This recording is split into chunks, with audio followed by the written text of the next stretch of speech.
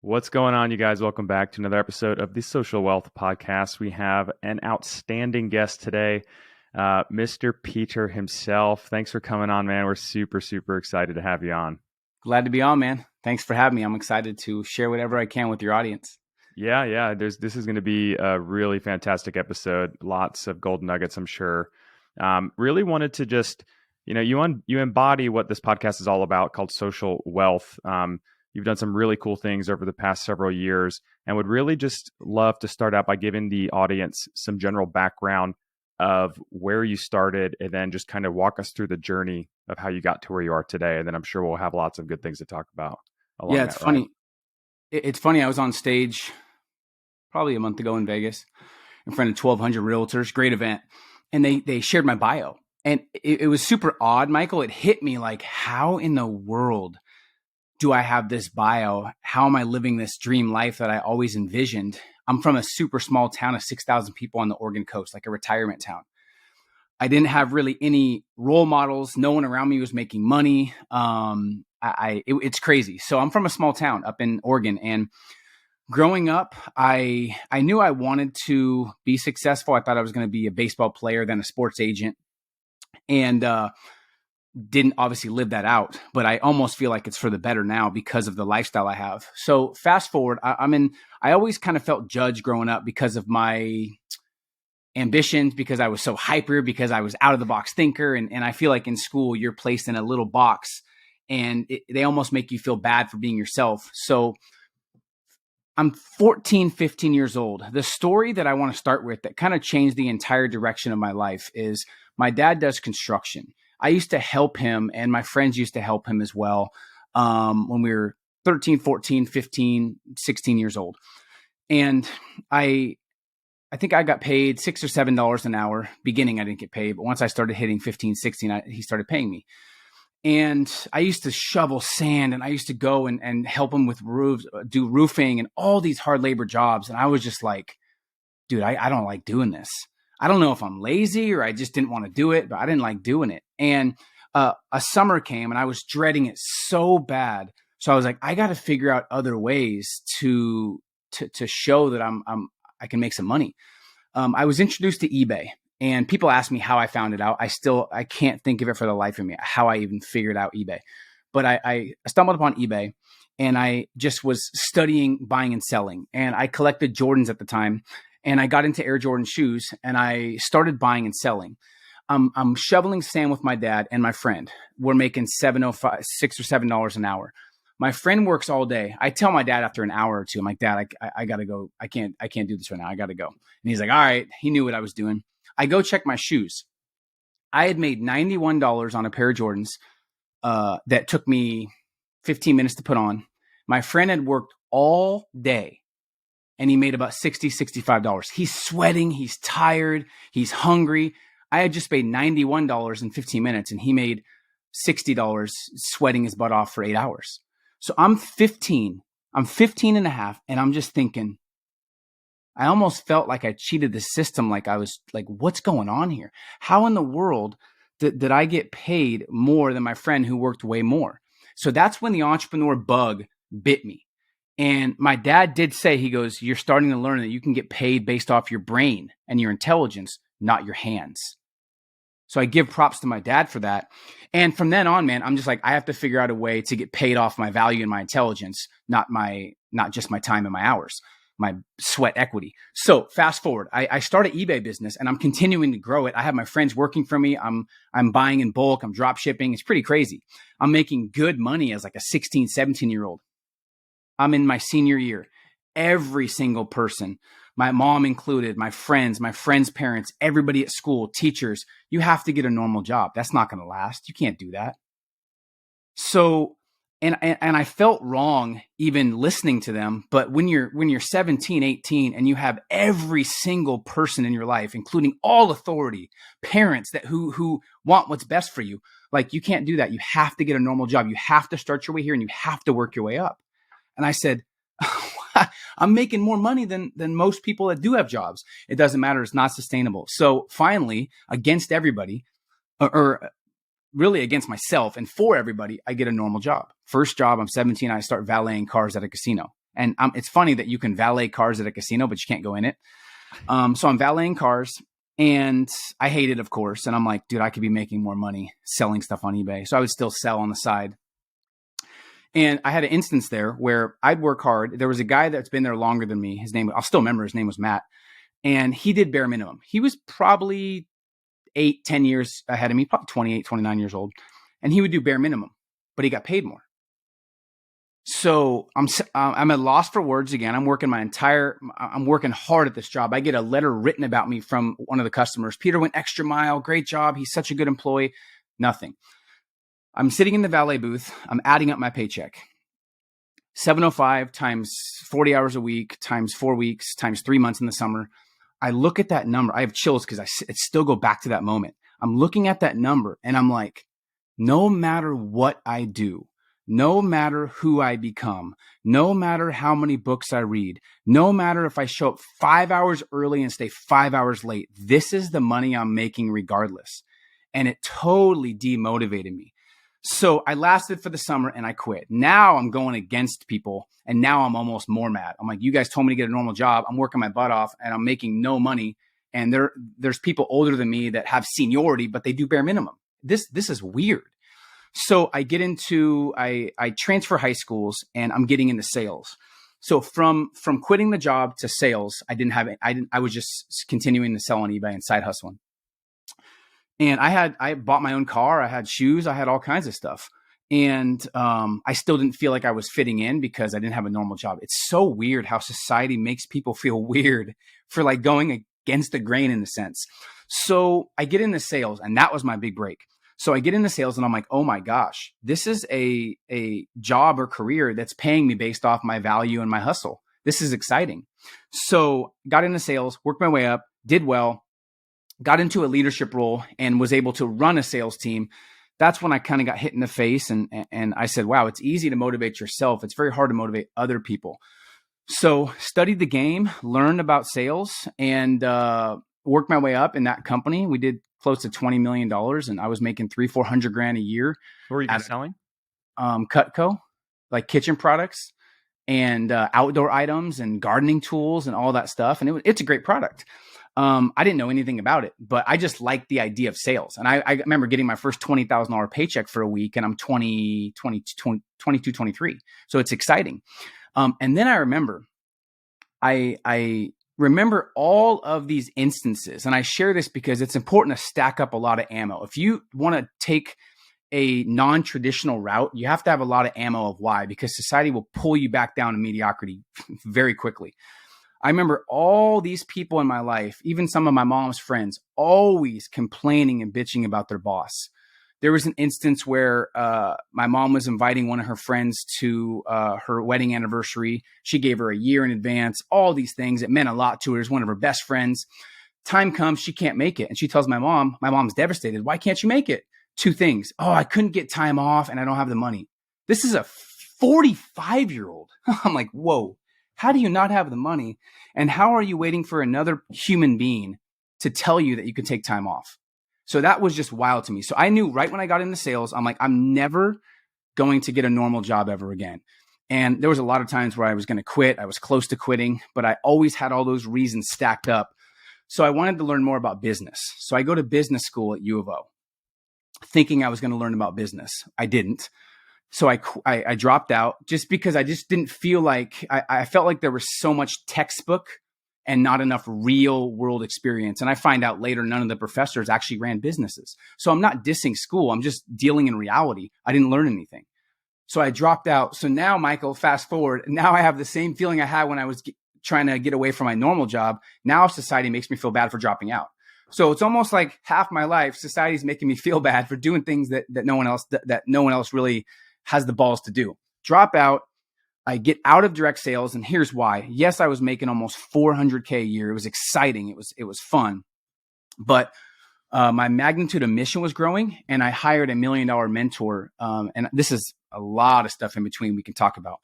But he had looked at all the numbers, and he literally said, based on the numbers you're doing, they need you more than you need them, and you should be making a lot more based off your skills, your abilities, and talents. And I'm like, wait. I'm 24, 25, and I'm making $350,000, $400K a year. Isn't this good? He's like, no. He's like, you could do better. So luckily I had a mentor that raised my standards. And I stopped that. I started my own business. I wrote a book about how to, because I got the 6 figures in 6 months pretty quickly in that job. Then I proceeded to help other people in sales get the 6 figures quickly. And I was helping these young kids retire their parents and help them crush it. So I wrote a book, and the book blew up. I think it's at 600,000 or 700,000 copies now. And I started speaking and traveling the world and continuing to build a brand. And from there, man, the rest is history. I have a family, 2 kids. My number one focus now is being an amazing dad and an amazing husband. And that's it. Everything else is secondary. So that's kind of how I built my business. I built my business around my lifestyle, not the other way around. And now I have all the leverage where I can do what I want on my terms. I can say no to anything I want. I turned down a $60,000 speech last summer, which is still crazy, but exactly 6 months after the $60,000 speech, I got booked for something that was $60K for like an hour and a half, 2 hour Zoom session. How weird is that? Exactly 6 days or 6 months later, I got booked for the same amount from my home. My kid could be outside and come running and give me a hug versus me being in another country for a week and not being able to see my family. So I get passionate, man, but that's kind of the story. And now I'm living an amazing life I'm proud of. And I travel the world and love my kids. I have a 3-year-old and a 1.5-year-old, and it's a wild journey, man. And I'll tell you, raising good kids is almost harder than starting a business, to be honest. So, man, life's good. Yeah, Elliott's got 2 young ones, and I have my first that's 5 months old. Elliott's got a 3 and a 1-year-old. So he knows. Yeah, he's getting after it. That's crazy, man. So from selling Jordans on eBay to traveling the world, speaking, entrepreneur, what are your different sources of income today? Because I know it's kind of, once you have your personal brand, like all of a sudden all these other opportunities, you created these opportunities for yourself, right? But you built kind of this legacy that you're still growing through many different avenues. But now I'm sure a lot of other business opportunities have come abundant, and your network has grown and things are kind of thriving. Walk us through some of these different avenues that you're going. Yes. Right. So what's cool is I'm talking to a real estate guy. So once I left, I bought a house up there and this was in the Seattle area, and I bought it, I sold it, made about $70K. This was once I was leaving in 2012 and 13, and put that into another investment and took that money, diversified, got a duplex, and then got another property in Oregon and was able to rent that out. So from 2013 on, I've made a majority of money in real estate, buying and selling, flipping, sometimes long-term, but every single time money came in. So it started out with, I had a sales team and that was doing well, paying me residuals. And then I started an academy to help people crush it in sales. Because I had already crushed it in sales, I had already made money, and I already helped people make money as well. And then I wrote the book 6 months to 6 figures, and that continued to bring in revenue with the Audible. I think it made over 10K a month on Audible for probably 6 or 7 years straight. So it was crazy. So all the money I had from those things, I continued to put in real estate and continue to put in my brand. And now I think there's 9 or 10 different ways. I have trainings and courses that I've had out for the last 7 or 8 years. We have the 6 months to 6 figures course, which I launched with my book. That's, I think, had 40 or 50,000 people a part of it. I have the Game Changers Academy, which is our premier networking community that started in 2013. That is one of the longest standing masterminds, and that produces 6 figures a month, almost like clockwork. I invest most of that back in real estate. I have Airbnbs now. I have different portfolios of companies, an investment company, and of course, all of the personal growth stuff, along with my books and I have 3 books out now. I just launched 7 Rules to 7 Figures as well. And that's coming in. And I'm fortunate, man. So I've done well with investing my money and putting it to work and making sure the money makes me more money. So we can talk about all different ones. I've done masterminds. I get paid $35 to $50K to speak. So I speak probably once or twice a month. And I have residual from trainings and courses that continue to kind of run on autopilot. I also have the 7 Figure Society, and I have workshops that I run probably every 3 months as well. And I've done crypto and NFTs as well. So now it's just stuff I love doing and stuff that's fun and interesting to me. NFTs and crypto is never like a full-time thing because that's very volatile. But I did well. We got in early in 2017 and got out most of it at the right time, so we didn't have to suffer too much from this crazy crash the past year. So yeah, man, there's been a lot of different avenues. The most interesting part for me with that is you wrote 3 books. What's your process like with writing books and going through that process? So this is important to understand. I didn't think I was going to make a lot of money with my first book. I wasn't that good at writing. I actually didn't like writing. I don't know how I even wrote the books. Still, I don't like writing. It's like sitting. I'm so energetic, and I'd rather network and connect with people. I'd rather talk and build.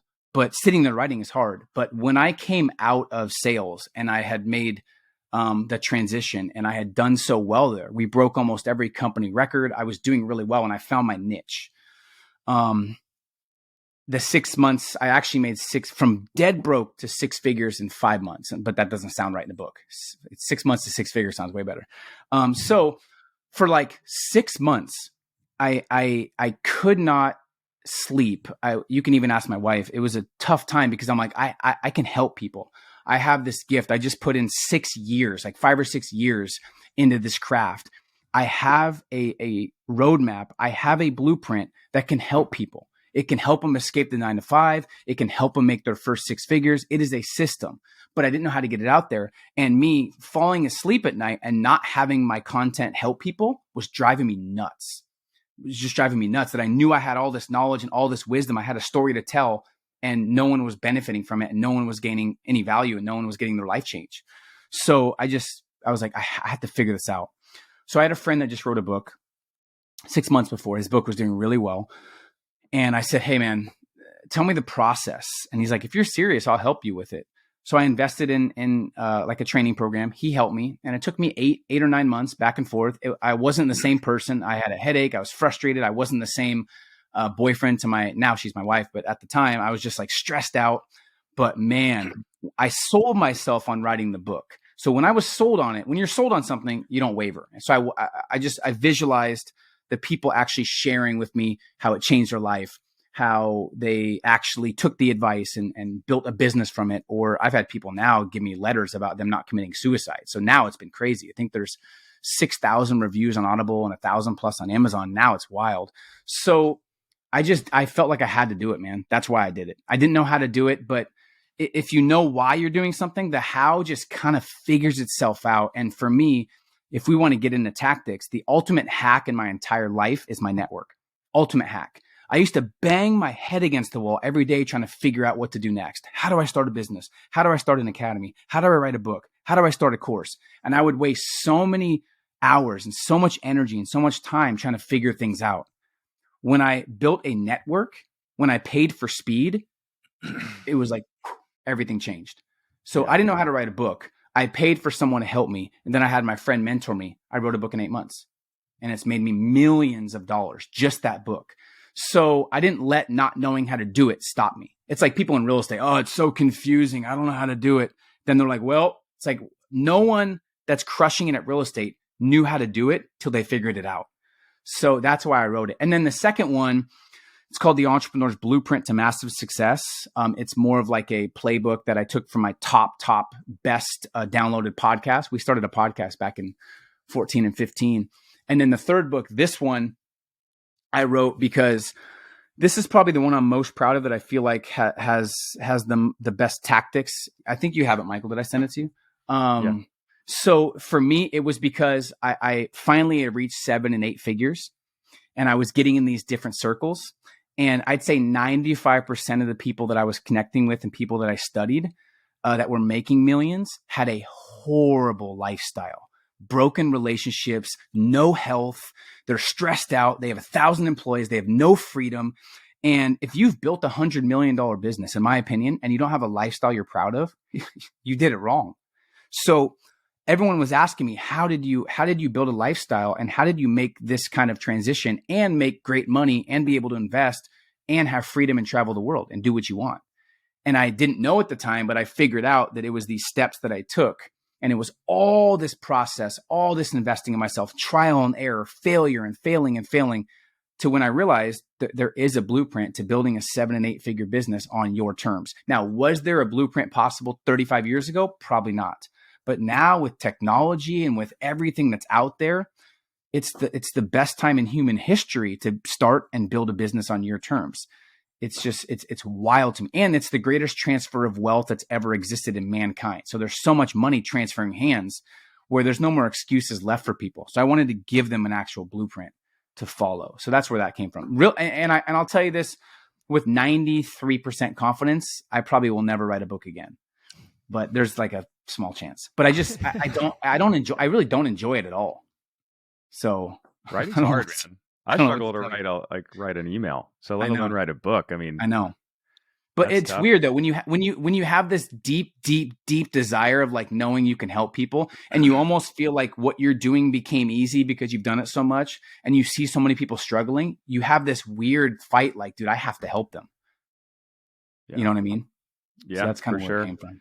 And you mentioned something earlier about building the network that helped you accelerate the time it's for you to take where you are today, right? We talk about that a lot on this show, like your net worth is your net worth type of mentality, right? How does somebody that has no network and has, friends that are not ultra successful, how does someone step in to like a circle like that? Mm-hmm. How would you suggest like someone just, who's looking for that type of advice? Yeah, for sure. First, you have to sell yourself on why you're doing it. A lot of people don't fully sell themselves. And if you're not sold, you're going to take the alternative or you'll cut a corner. If you have 1% doubt, you're going to be out. So if you're like, I think I need to elevate my network, but you're not sold on it, you'll just go back to your old friends. So you have to fully be like, you know what? I need to actually elevate my network. Sell yourself on the importance of it. So for me, what I did, all I can speak on is what I did. All my content, Michael and Elliott, I try to only share what I've used and what works for me. I don't like to kind of share what I read in a book that I've never tried. A lot of these people now are just like, they spit all this fire, but it's what they read. So it's like, I'm trying to give people exactly what I did because that's all I know. So I made a list. When I realized my networking wasn't up to par, when I realized that I had most people around me were broke and they were validating and telling me, hey, you're 22, you're supposed to be broke. It doesn't matter. Like, let's just enjoy life. I was like, dude, I don't know if you're supposed to feel this bad and this frustrated and have no choices in life and not pay bills. That's not fun. So I don't care if I'm 22 or 50. It never feels good to have no choices and no money. I don't care what anyone says. I don't know if you've been there, but it doesn't feel good. You know what I mean? So I had to make a choice. And I remember writing down, I made a list of my maintenance friends and my growth friends. And I wrote down all the people that maybe were holding me back, that didn't have big vision. Because as your vision gets bigger, your circle gets smaller. So as my vision was growing, my circle was kind of shrinking on its own because people, they were trying to pull me down to mediocrity and make me feel bad for reaching for new heights. Maybe because I was hitting some of their insecurities. So slowly they were dropping off, but I still had friends that were holding me back. So I made a list of my maintenance friends. And then I made a list of my 5 growth friends that I did not know, but that I wanted to associate with or build a relationship with. And this is simply what I did. I lowered the time I spent with my maintenance friends, and I increased the time I spent trying to connect with these higher level people. That's the first step. And I realized that if you hang out with 5 intelligent people, you'll be the 6. You hang out with 5 millionaires, you'll be the 6. You hang out with 5 confident people, you'll be the 6. But if you hang out with 5 idiots, what do you think is going to happen? You know what I mean? So I really, really started to reach out to higher level people. And I now have a script for it that I didn't have at the time about adding value and paying for speed. Some of them I paid, some of them helped me for free, but I just made it a point, Michael, to get in the right circles. I went to networking events. I looked online who was doing what I wanted to do. And I realized who you respect is who you become. I was respecting all the wrong people. When I started changing who I respected people that built successful businesses the right way, that were world-class human beings first, that didn't sacrifice their family or their health or their integrity to go up, like a lot of people do still these days. I made sure I respected the right people, and I slowly started to learn from them, and it slowly my income started to catch up. So people, the number one question I used to get is, how'd you go from broke to 6 figures in 6 months? And then the single best answer was, I changed who I was around. You can't escape your association. So I just pinpointed people in my company and people in similar industries that were making, I didn't even go for the $1 million mark. I just went for people that were making $500,000. So I was connecting with people that were broke, and I was broke. Shocker. I started connecting with people at 400, 500, 600K, listening, talking like them, paying attention. How did they wake up? What did they do differently that I wasn't doing? Because when I was building my leadership team, I was working, Michael. I was working 60 hours a week, and I wasn't getting results. And I asked society, what am I doing wrong? And everyone said, just work more. That's the answer always. Work harder. That's like the answer of society is like, you're struggling, work harder. And then there's this hustle mentality now of like, you got to hustle. It's like, well, I'd rather hustle on my family than hustle just because I'm not intelligent enough to be strategic and build partnerships and leverage. So at that time, I just worked more hours. And I realized I got up to 85 hours and nothing was working, nothing was sticking. So at that time, I realized it's not about the hours you work, it's what you put in the hours. So I just followed what these people were doing, and I hit 6 figures in 5 months. Simple. So the simplest thing you can do right now, if you're making less than 100K, is get around people making 100K. If you want to be a billionaire, if you want to be a millionaire, talk to billionaires. You'll get there quicker. And I can't give exact approaches. It's just, you got to want it bad enough to find a way to connect with higher level people, because they'll tell you exactly what to do and what not to do. So you don't have to make the same mistakes. I find a lot of people take advice from people who are not in the position that they desire to be in, because everyone hands out free advice all day long. Mm-hmm. You know, I mean, they take advice from everybody. That's the problem. I used to do that. So I think the best advice that we can give people is take few opinions. Only take advice from people that you trade places with. I literally, my respect circle is so small. Like, even some of these people that are so famous and people know them in my industry, they know them really well. They get millions of views. I don't have respect for them. Once you meet some of them and you're like, damn, you're not even who you say you are. And you have a horrible lifestyle. And I could see it in your kid's face. He doesn't respect you. You got, let's say, 4 million fans that respect you, but your kid doesn't. That's, in my opinion, that's not a good life. But maybe for them it is, because maybe their focus is the fame and not their kids. But for me, I want respect from the kiddos, not from like random people. So that's kind of where I got that from. And that's why I'm so passionate, is who you respect is who you become. So respect people that have a lifestyle that you want and similar values. Yeah. You know what I mean? Unfollow people who don't. Mm-hmm. I find a lot of people who get started in real estate investing and entrepreneurship, building a business, their goal is to have financial freedom. They want the lifestyle to travel, to spend time with family, do whatever they want on their own terms. But I feel like a lot of people, and even me at sometimes, struggle with more. How can I build? Because you get caught up in a growth mindset. And a lot of people forget the whole reason they wanted it in the first place, which was the freedom, the time freedom. I see a lot of people get caught up in that, especially ones that, grow an audience online. They figure out, I could create 100 different businesses. Mm-hmm. How do you turn down ideas or turn down businesses? Because I'm sure people throw them at you all the time. Mm-hmm. Even your own ideas probably come into your head. How do you find that balance of like, not necessarily like enough is enough money wise, but like you said, having that personal balance so you can have your primary focus be your kids and your wife and your family, traveling, what you actually enjoy doing? I think it's a couple things. One, it's slow down and take a deep breath and have some time in the mornings or at night to look where you are and to look at your 5-year plan, and to make sure, I always say the best place to start is dealing in complete reality. How are you doing? Really? Like, how is your relationships? How is your home life? How is your relationship with your parents, with your brother and sister, with your mom, dad, with your wife, husband? How is that? If that's perfect and you have systems in place where you have date night, you have time with your kids, the way you spell love with kids is TIME, right? Not like, oh, I love you so much. It's like, no, they don't care. They want to see you actually with them. So the first step is taking a time to step back and to take a deep breath and to start knowing yourself. Knowing yourself is the ultimate key to this. That's number one. Number two is making sure you fast forward and play out different scenarios. I did this all the time. I am as ambitious as they come. And I always thought when I started understanding business, I was going to be a multi-billionaire. But then I started understanding fast forwarding. It was going to take a lot of more sacrifice, and it was going to sacrifice areas that I knew were more important. So do I want to give up and make an extra 400 million when now I miss half my kids' games, when I know when I'm 60, 70, 80, that will be regret? And what am I going to do with the extra 400 million? So someone that's a hustler might be like, dude, come on, you got to get that money.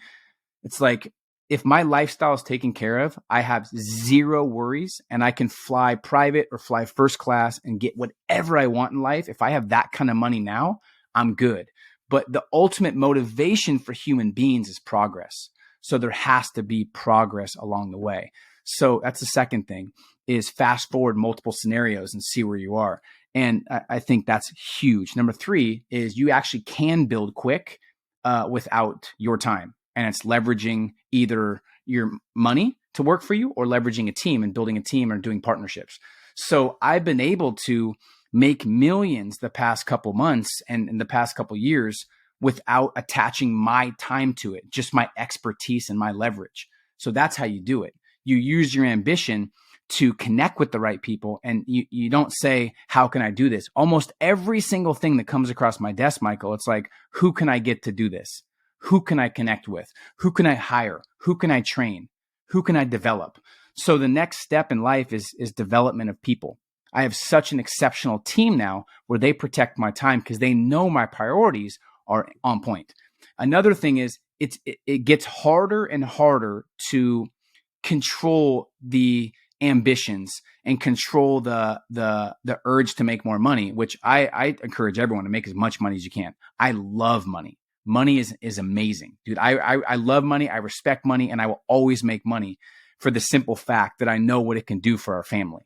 The more money you have, the more you can tell people to F off, and the more you can tell people, no, I don't want to do what you want me to do. And the more you can be in your own world. So I love money because I like freedom. And I love my family so much, I don't want them to ever struggle. So that's a huge key is first, you do have to respect money and appreciate it. I've never met someone that doesn't respect money that has any. Most broke people are like, I hate money. Rich people are greedy. It's like, well, you don't have any. You better enjoy the money you don't have by dissing people. Money is not emotional. It's not good or bad. Like, greedy people are greedy. You know what I mean? It's not like they have money. It just amplifies more of who you are. So figure out ways to leverage your expertise and to leverage your team to make more money. That's what I'd say. And what I was saying is, it's important to realize how much you have sacrificed, because a lot of people that haven't sacrificed as much, they have this weird feeling of they have to like work more and sacrifice more. I sacrificed a lot of my 20s, missed family events, missed weddings. I didn't go home a lot. I missed weekends. I worked 7 days a week. I was willing to work 80, 90, 100 hours a day. And I was willing to work thousands of hours extra so I could work whenever I want when I'm older. And that was something I worked so hard to have this lifestyle. Why would I want to work so hard for this lifestyle, then continue working extra hard when that's what I worked for? You know what I mean? And then the bonus would be get people around you that remind you what you want. You know what I mean? My wife will remind me sometimes like, hey, remember why you're doing this? And I'm like, you're right. Yeah, I'm going extra hard. And she's like, she reminds me. I'm like, dude, you're right. I don't want Santana or Sienna to suffer because I'm ambitious. I want them to grow with me and travel with us versus like at their expense, in a sense. Does that make sense? Yeah. It makes total sense, man. Yeah. When you started, two questions. One, I guess, is around your team, and the other is how you invested the money that you made. Because a lot of high income earners get caught in lifestyle creep, right? They'll start spending more money. Hey, I'm going to treat myself. I work my ass off for this. Which there's something to be said for that, but at the same time, if you're spending everything you're making, you're just that's what they call a rat race or the hamster wheel. You're just going to keep running harder. You're in harder. The Matrix. Harder. Yep. Yeah, exactly. So first, talk to me about when you started making $300,000, $350,000, $400,000 a year. When did you start learning to like, hey, I need to invest this money into something like real estate, or invest into myself to learn how to write a book or grow my network or start this business? How did you adopt that mindset, especially not coming from a group that had that mindset? And then what did you invest in first? Yeah, a lot of trial and error, a lot of studying, a lot of researching, a lot of figuring out what these top guys were doing that I respected. And probably a year and a half of research and investing in mentors and studying and reading like Tons. I've read every book. I have hundreds of books in my office, a bunch of books downstairs, multiple bookshelves. But I also tell people, don't get obsessed with information. You got to execute the information. So don't get too caught up in like information overload.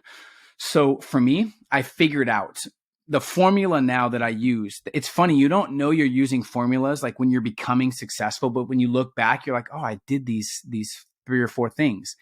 And then you study successful people and you're like, oh my gosh, they did those things. So there's 4 things that I invested in. And there's 4 things that I feel every single successful person that I've ever been in contact with and ever interviewed. And I've interviewed everyone from David Goggins, Robert Kiyosaki, like everyone you can mention in our space. And they all agree. So here's the 4 in order. And this is what I did. And if anyone does this took me years to figure out. So this is a nice little hack for your audience. I know your audience is super ambitious, so hope they execute this. There's 4 keys. Number 1 was back in myself. First thing always, back in yourself, back in your intellect, back in your mindset to sharpen your mentality to figure out the tools and the resources and the information you need that can cut your learning curve in half. So I was always investing 5-10% of my income back into myself, mentorship, seminars, training, just because I wanted to speed up the process. Because one of the mentalities that kept me broke was trying to figure everything out myself. And that's like a badge of honor for like the older generation. Like, I'll figure it out. It's like, well, it takes too long and you're wasting time, money, energy. And the average lifespan's like 70 something. So it's like, you want to waste time figuring it out? No, I'd rather pay for speed or cut my learning curve in half. So that was a big, big deal for me, was making sure that I could cut my learning curve in half and kind of pay for speed in a sense. That's number 1. Once you start investing in yourself, you feel your confidence grow and you feel your mentality get stronger. You feel your self-worth grow and you feel like you're becoming a better entrepreneur, period. No one's ever invested in themselves and been like, I'm worse off. You know what I mean? What else would you bet on than yourself? Number 2 is back in the business. So investing in yourself gives you a framework on what business to start, how to monetize, what it is that you can do to maximize yourself, figure out how to hire people that are good at what you're not.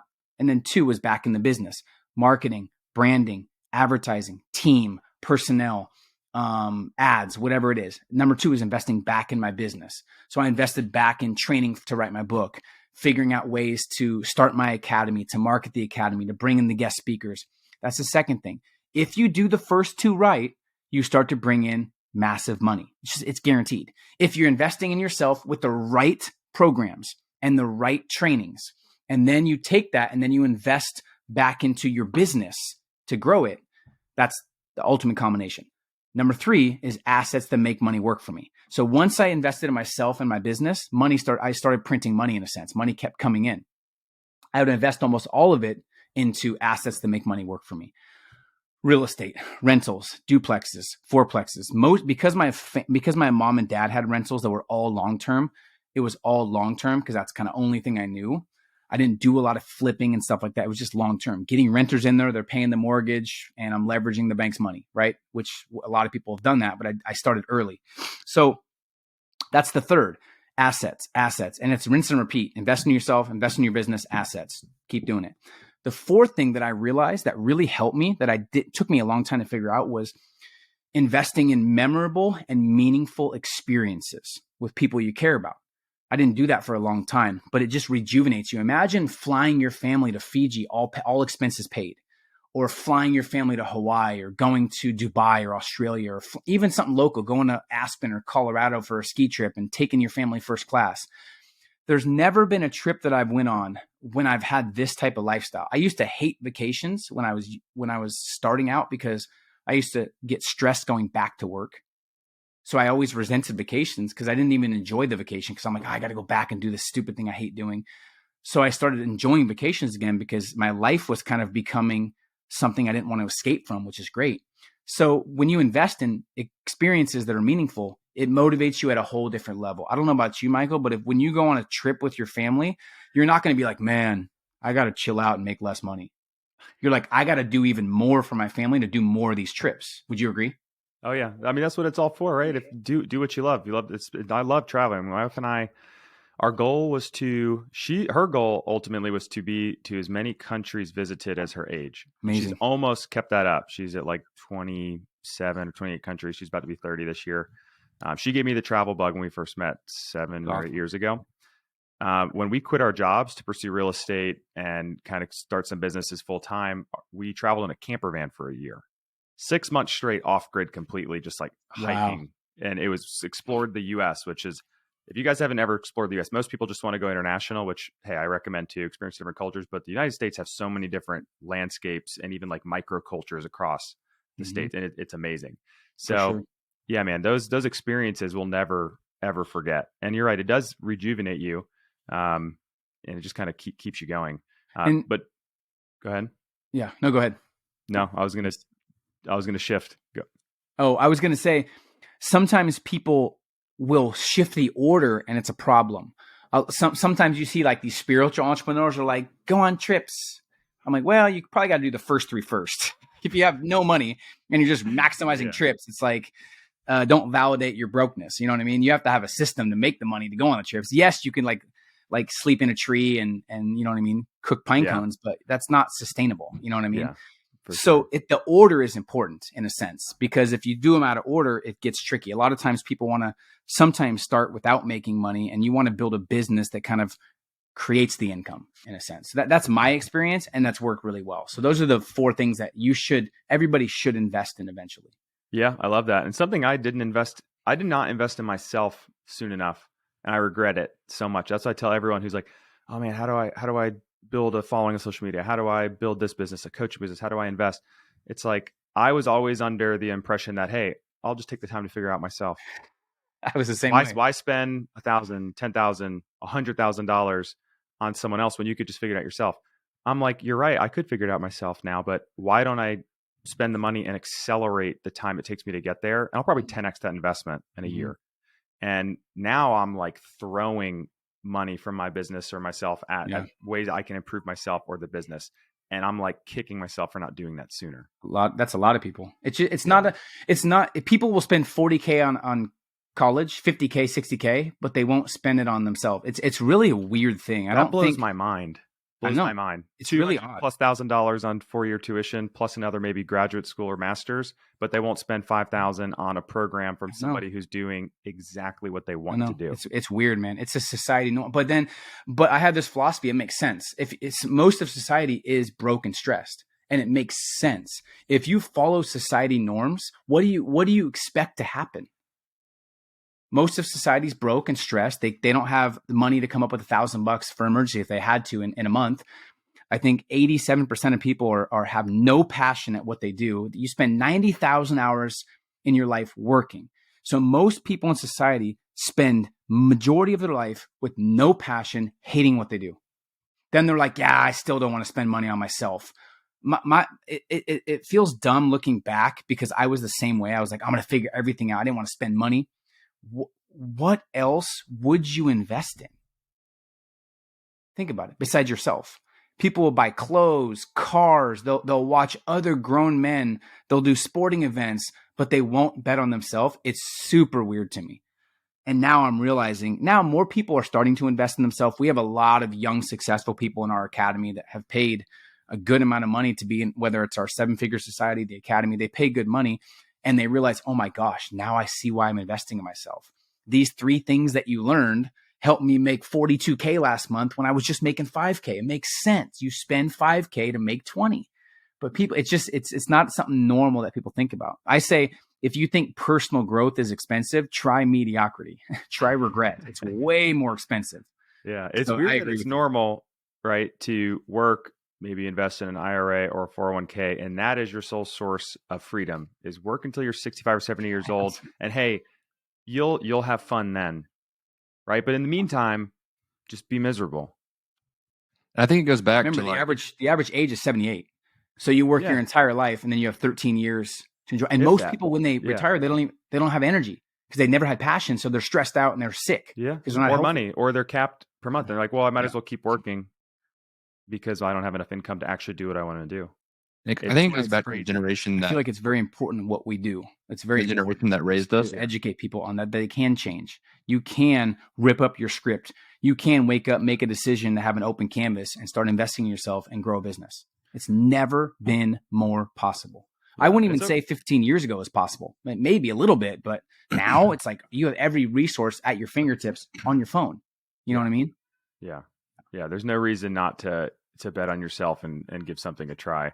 What did it look like for you? Did you have a period of struggle? Because a lot of people do, including myself, on going from a job to solopreneur, I'll call it, where you're figuring out how to build a business or build businesses, to entrepreneur. And what did that transition look like for you? Because for me, it wasn't so much the, hey, if you want it done right, do it yourself mentality. It was more so just like, I felt like I just needed that control to grow. And I was almost like scared to let other people in.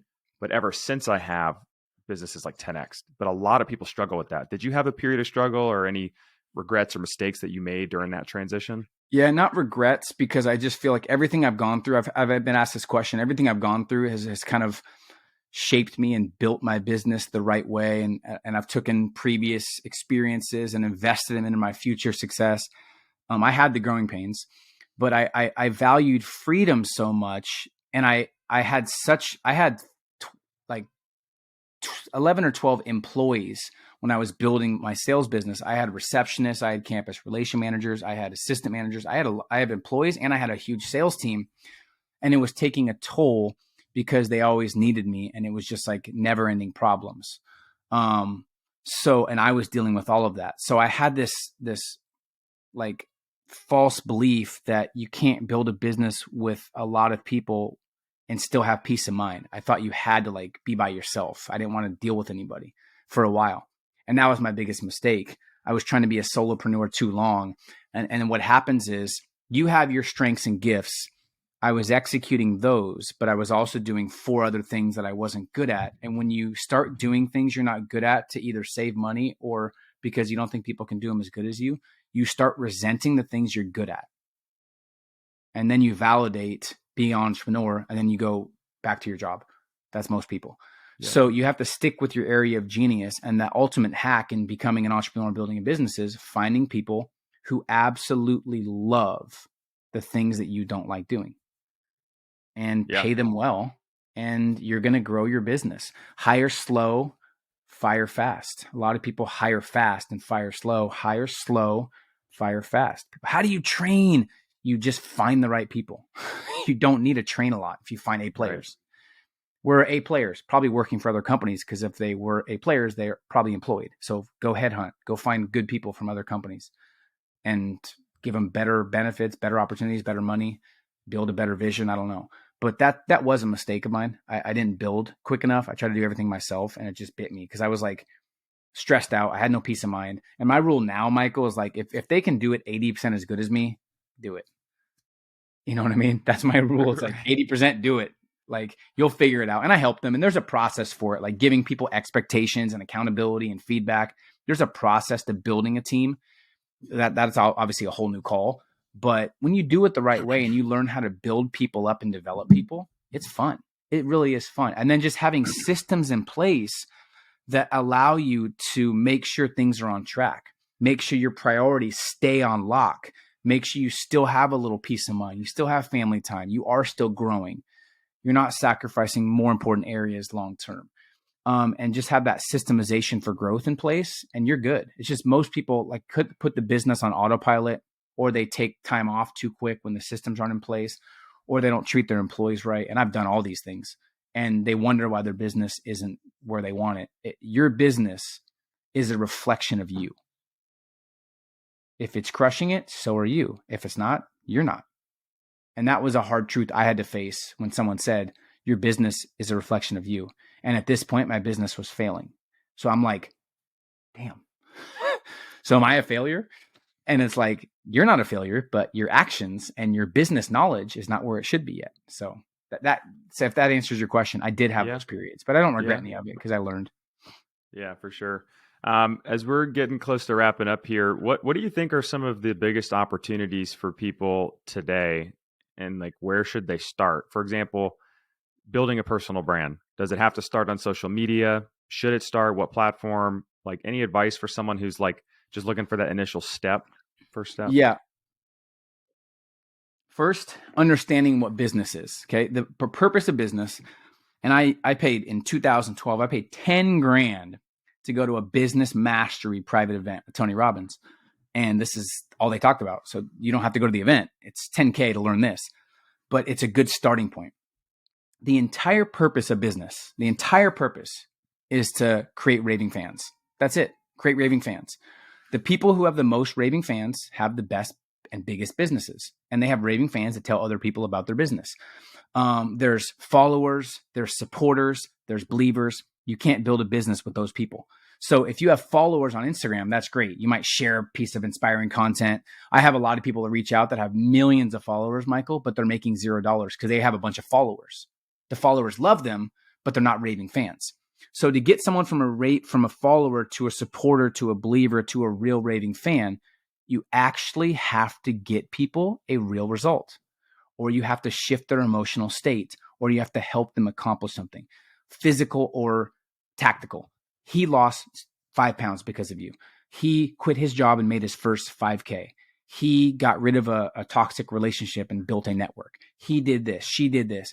Once you give someone an actual result, they'll never forget you and they'll be raving fans for life. So the first step in building any business is figuring out how to get raving fans, and it's providing value.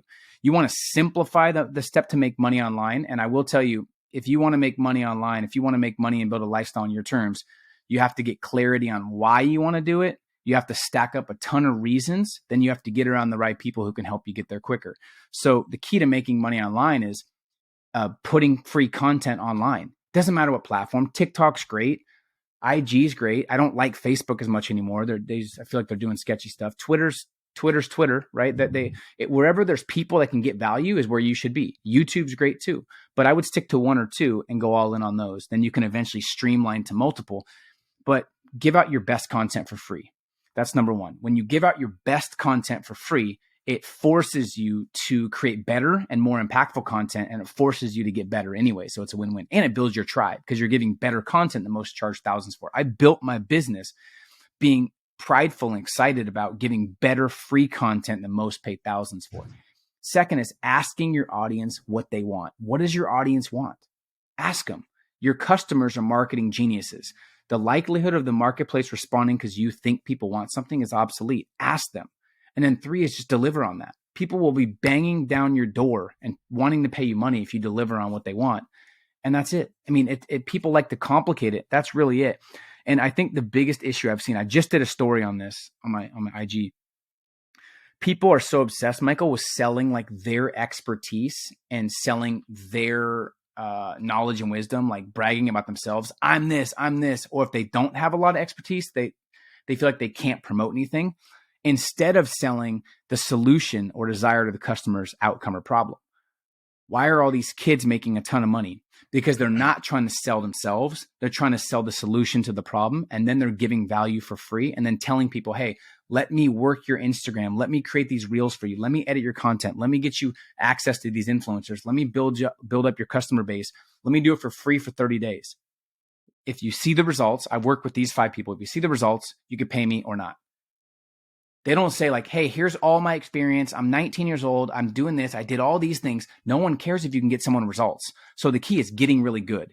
Getting really good. Money won't be able to ignore you if you get good. Give out free content. Ask the audience what they want and figure out what type of person you want to be online.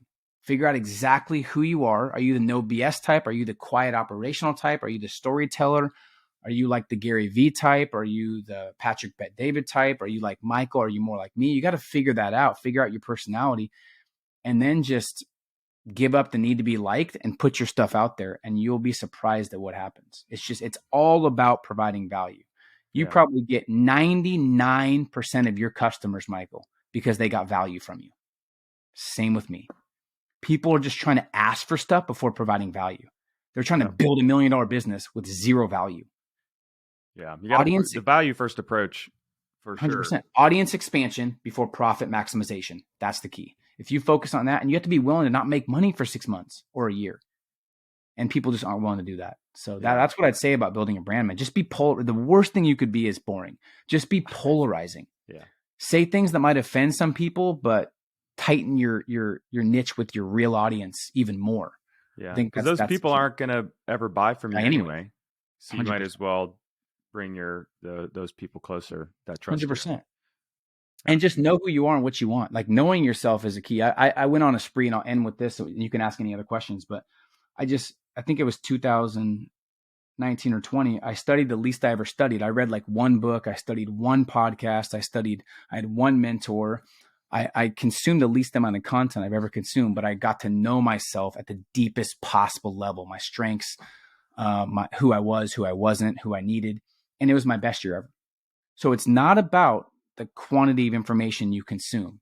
It's about figuring yourself out and then executing the right information. That's a huge key that helped me out. I wish I would have knew that earlier, because I was like studying everything online and reading every book under the sun, and I was wondering why I was so overwhelmed. You know what I mean? So it's like, know yourself. That's the key. It's hard, but it's better to go a mile deep than a mile wide too, because I 1000%. think a lot of people try to do too many things at once, and they're like okay at 10 different things. And it's like, it's same with a product or service. If you focus on one thing and you're the master at it, and people know you're the master at it, and you provide value, free content, stuff like that, people will tell you what to sell them.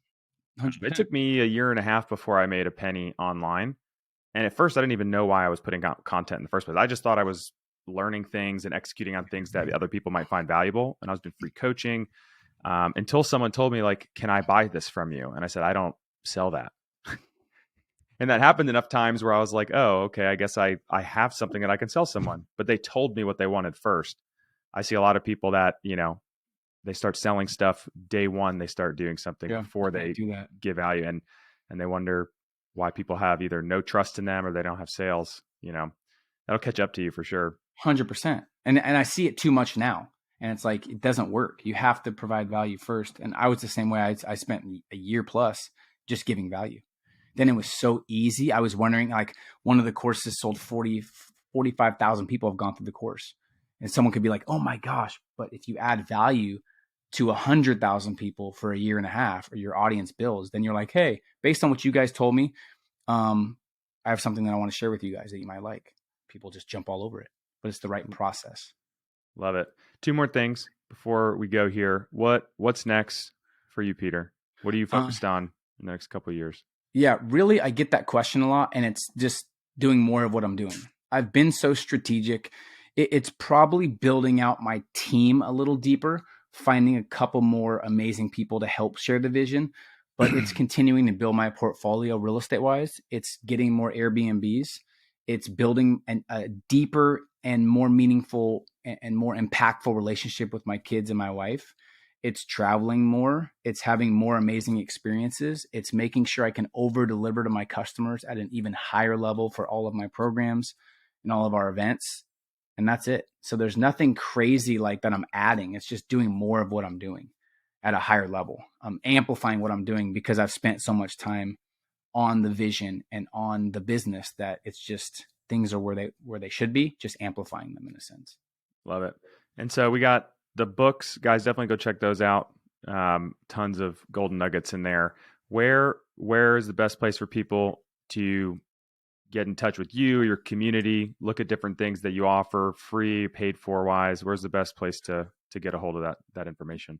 Yeah, they can, if they want to connect, I'm on all platforms on IG.